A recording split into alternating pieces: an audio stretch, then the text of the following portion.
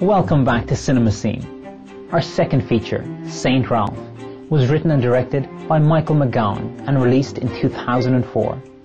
The movie tells the story of 14-year-old Catholic Ralph Walker, played by Adam Butcher, and his quest to win the 1954 Boston Marathon. Ralph Walker is a ninth grader at a Catholic private school.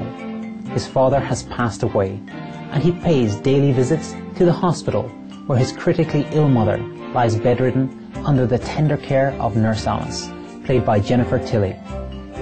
To authority figures at the school, Ralph is supposedly residing with his grandparents, but in actuality, they have also passed away. Though Ralph would be better off not letting others find out that he is a minor living alone. He repeatedly draws attention to himself through his mischievous tendencies. Wishing to discipline Ralph, the school's stern headmaster, Father Fitzpatrick, played by Gordon Pinsent, compels Ralph to join the cross-country team, which is coached by Father Hibbert, played by Campbell Scott. Soon, Ralph's mother falls into a coma, and the teen is told that it would take a miracle for her to reawaken. In class, he learns that for such an event to occur, it requires faith, purity, and prayer. Later at running practice, Father Hibbert says that it would be a miracle if a member of his team won the Boston Marathon. Putting two and two together, Ralph figures that if he finishes the race, it could be the miracle that would restore his mother's health. He is further convinced when a figure that he believes to be God appears to him, encouraging him to run the race. He seeks the guidance of Father Fitzpatrick on how to keep pure and pray. However, Father Fitzpatrick expresses disapproval of Ralph's notions. Moreover, Ralph can barely finish one cross-country practice, let alone keep up with his teammates, or run a marathon. Even the more understanding Father Hibbert, who had once been an Olympic hopeful before injuring his knee, discourages Ralph from his plans. But Ralph persists, reading books to learn more about running, and on past saints who performed miracles. Touched by the boy's dedication, Father Hibbert decides to help Ralph. But when Father Fitzpatrick learns that Ralph still intends to participate in the Boston Marathon, he threatens to expel him and remove Father Hibbert from the priesthood should they continue. Now, both Ralph and his mentor must decide if they are willing to put everything on the line, even if success is not guaranteed. Saint Ralph is an inspirational film about spirituality and self-confidence.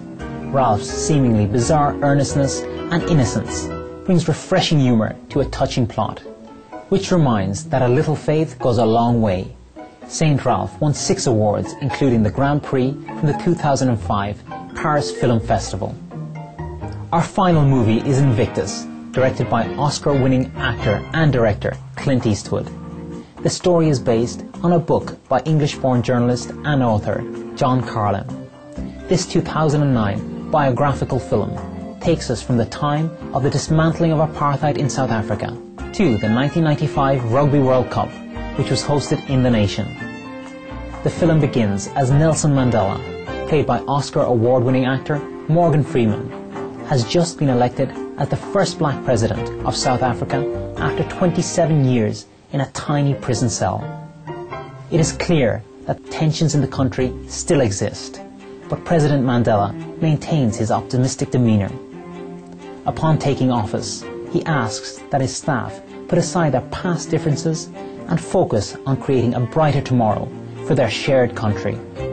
His personal bodyguards object when he asks them to work alongside white members of the special branch.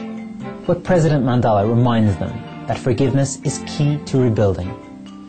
The new leader is undaunted as he faces the challenge of unifying all South Africans, both whites and blacks, into one rainbow nation. Thereafter, President Mandela attends a rugby match in which it becomes apparent that the national team, the Springboks, is not performing well. Due to former conflicts, the team has only divided support from their co-citizens. When the South African Sports Commission votes to rename the Springboks and ban their gold and green colours, President Mandela personally appeals to them to reconsider their actions. In a passionate speech, he emphasises that endorsing the team would help heal the rift between the South African people. He then goes on to invite Springboks captain Francois Pienaar, played by the Oscar-winning Matt Damon, to tea.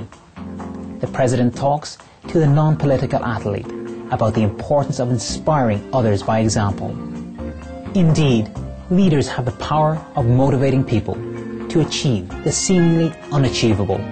After the meeting, Francois realizes that President Mandela is encouraging the Springboks to win the World Cup, thus joining all South Africans in cheer and hope for a united and harmonious new nation.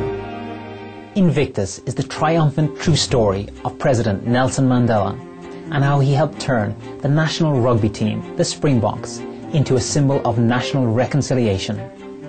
The movie title Invictus, which is Latin for unconquered, originates from the 1875 poem by English author William Ernest Henley, which inspired President Mandela during his time in detainment.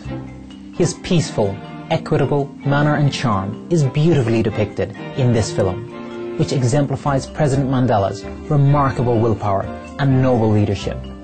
In 2010, Invictus was nominated for 2 Oscars and 3 Golden Globes, and also won 6 other prizes, including the Black Reel Award for Best Actor.